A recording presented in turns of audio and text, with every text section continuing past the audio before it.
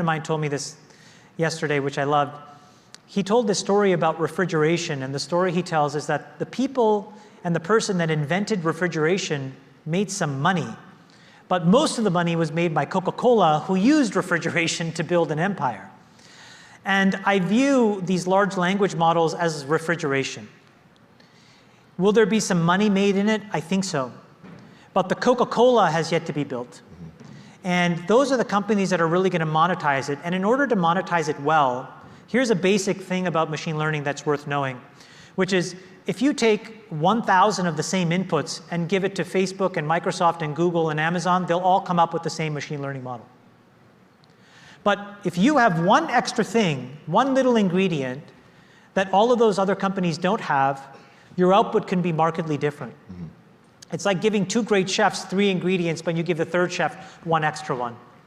That person has the ability to do something very special. So right now we are in the world where everybody is crawling the open web.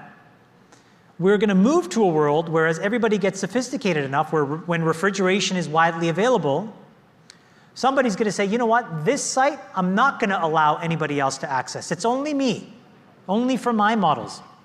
And those models will become better. And so we have to let that play out a little bit. Mm-hmm. And so it's going to be a little bit of a really interesting arms race. So the next wave of M&A, for example, could be companies like Google and Microsoft and Facebook looking at these companies saying, can they be viable inputs to my large language models or to my other machine learning and AI models? So you could see M&A activity that drives that differentiation before anything else. So so then as a result, for guys like us, early stage investors, we may want to invest in companies that have 0 viable public market potential whatsoever, but is building a data repository that's so unique that we know that it will feed one of these bigger companies and their efforts in AI.